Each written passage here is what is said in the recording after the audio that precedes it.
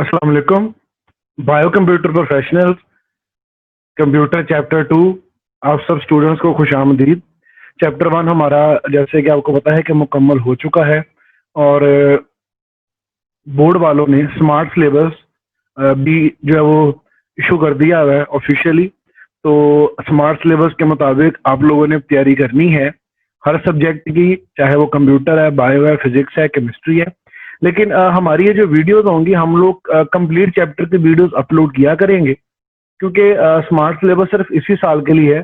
अगले सेशन से तो आपका जो सिलेबस है वो कंप्लीट ही होगा।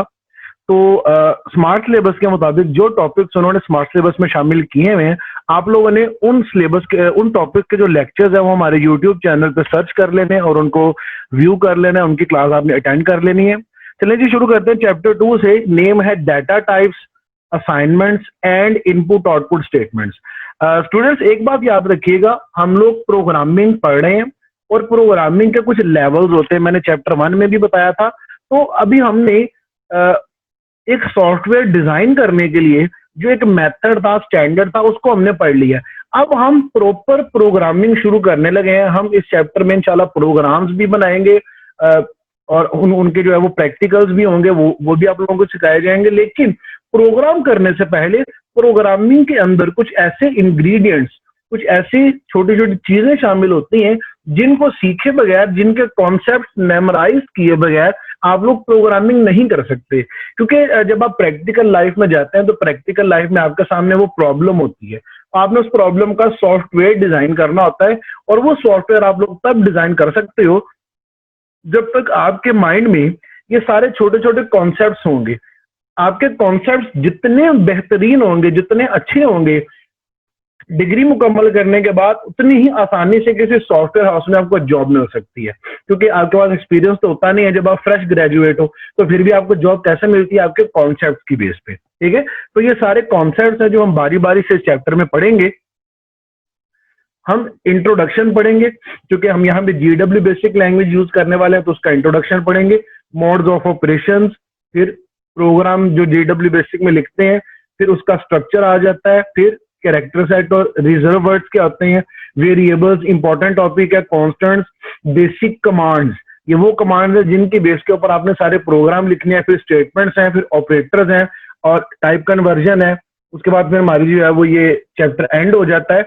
अच्छा जी, इंट्रोडक्शन में आपको सबसे पहले मैं बता दूं कि एक बड़ा इंपॉर्टेंट शॉर्ट क्वेश्चन है, हु बिल्ट GW बेसिक, के बोर्ड के पेपर में आया भी हुआ है। Who built GW basic? The GW basic language was developed by John Kameny and Thomas Kurtz in 1963 at Dartmouth College, USA। ये दोनों स्टूडेंट्स ये जो जिनके नाम यहाँ पे लिए गए हैं, जॉन कैमनी एंड थॉमस कर्ट्स, ये डार्टमाउथ कॉलेज USA में स्टूडेंट्स हुआ करते थे और इन्होंने ये लैंग्वेज डिजाइन की है। इस लैंग्वेज से पहले क्यू बेसिक एक लैंग्वेज आई थी और भी बहुत सारी लैंग्वेजेस थी, जिनका मकसद क्या था? इनको सिर्फ as an instructional tool design किया गया था, सिर्फ स्टूडेंट्स को प्रोग्रामिंग के फंडामेंटल कॉन्सेप्ट समझाने के लिए। क्योंकि इन लैंग्वेजेस के जरिए कोई सॉफ्टवेयर नहीं बनता, कोई प्रैक्टिकल वर्क नहीं होता। इन लैंग्वेजेस को डिजाइन करने का सीधा सीधा मकसद था कि स्टूडेंट्स को प्रोग्रामिंग के कॉन्सेप्ट्स बताए जा सके। तो इन दोनों स्टूडेंट्स ने ये लैंग्वेज डिजाइन की ताकि स्टूडेंट्स को ये पता चले कि जब वो फ्यूचर में हैवी प्रोग्रामिंग करेंगे तो उन हैवी प्रोग्रामिंग में कौन कौन से ऐसे फंडामेंटल कॉन्सेप्ट्स हैं जो हमारी लैंग्वेज की बैकबोन होते हैं। और चूंकि हम इसमें बेसिक इस्तेमाल करने वाले हैं, और बेसिक का पूरा नाम आपको पता होना चाहिए, beginners all purpose symbolic instruction code. Beginners वो लोग जो प्रोग्रामिंग स्टार्ट करने वाले। All purpose means all fundamental concepts.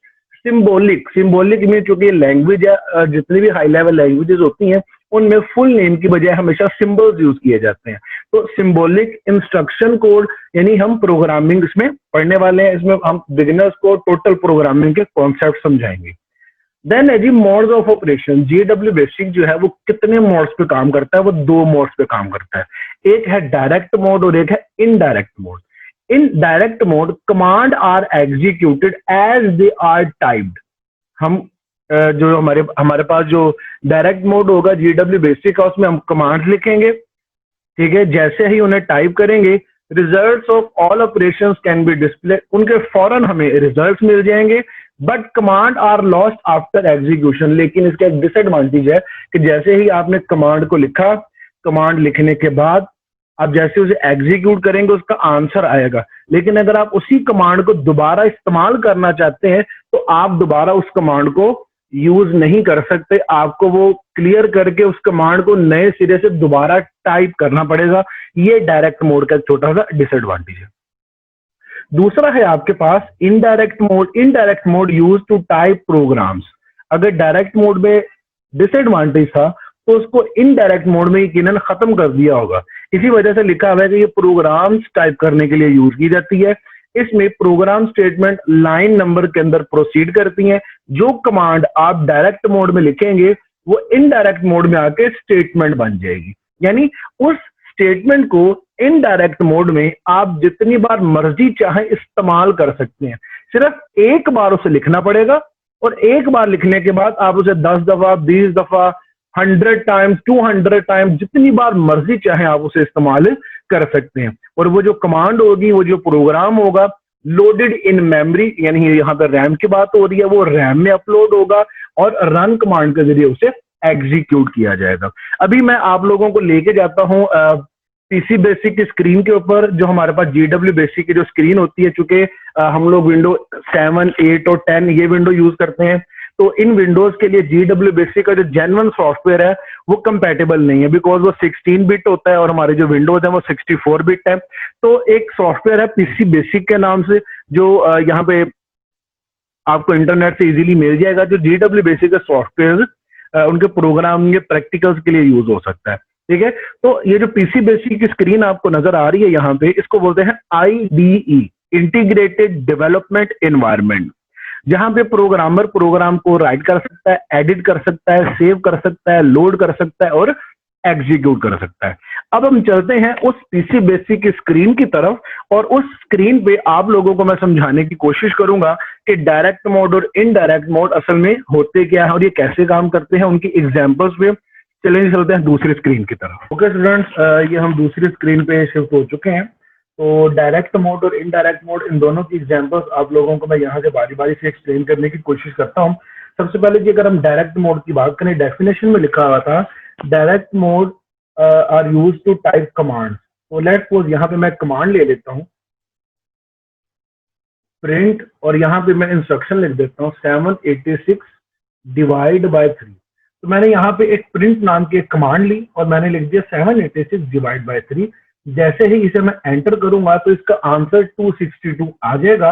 Okay का मतलब है कि हमारी ये कमांड इरेज हो चुकी है, खत्म हो चुकी है, मैं इसे दोबारा यूज नहीं कर सकता। क्योंकि अगर आपने इस कमांड को दोबारा यूज करना है तो आप F1 का बटन प्रेस कर सकते हो।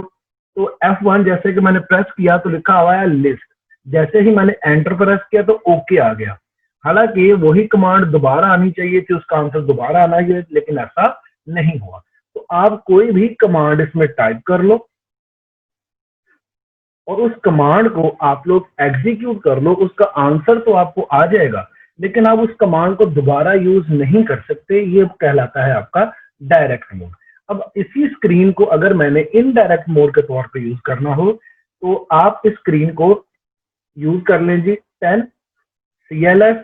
चूंकि हम अब इनडायरेक्ट मोड की तरफ जाने वाले हैं और इनडायरेक्ट मोड प्रोग्राम टाइप करने के लिए यूज होता है। तो प्रोग्राम की हमेशा स्टार्टिंग होती है और एक एंडिंग होती है।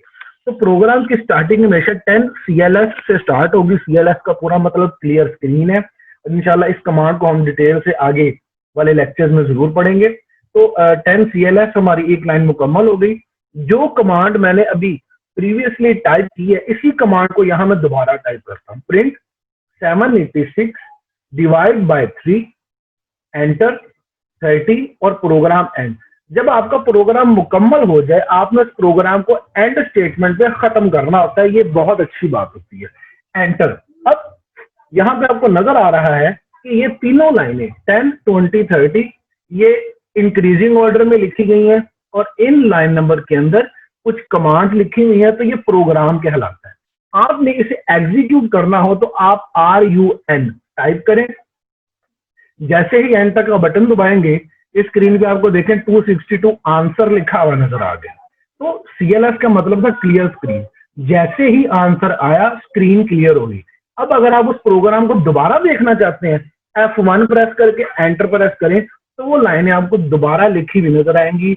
ये असल मकसद है इनडायरेक्ट मोड का, जिसे प्रोग्राम टाइप करने के लिए डिजाइन किया गया, ताकि स्टूडेंट्स जब प्रोग्राम लिखें अगर कोई एरर आए या उस प्रोग्राम के एग्जीक्यूशन को समझना हो या समझाना हो तो उसको दोबारा यूज कर सकें। हम अपने प्रैक्टिकल में जितना भी यूज करेंगे वो इनडायरेक्ट मोड यूज करेंगे। आज का लेक्चर यहाँ पे मुकम्मल हुआ। आप लोगों ने जो शॉर्ट क्वेश्चंस मैंने बताए हैं मैं इनको दोबारा एक बार रिपीट कर दूं। सबसे पहले who build GW BASIC, second what is the purpose to build GW BASIC, number 3 what is the full form of BASIC, then direct mode, indirect mode और IDE इंटीग्रेटेड डेवलपमेंट एनवायरनमेंट। ये 6 short questions आप लोगों ने तैयार कर लेने हैं। इंशाल्लाह अब आपसे मुलाकात होगी नेक्स्ट वीडियो में, जिसके अंदर हम चैप्टर 2 के बाकी सारे कॉन्सेप्ट समझने की कोशिश करेंगे। आज के लिए इतना ही जी, अल्लाह हाफ़िज़।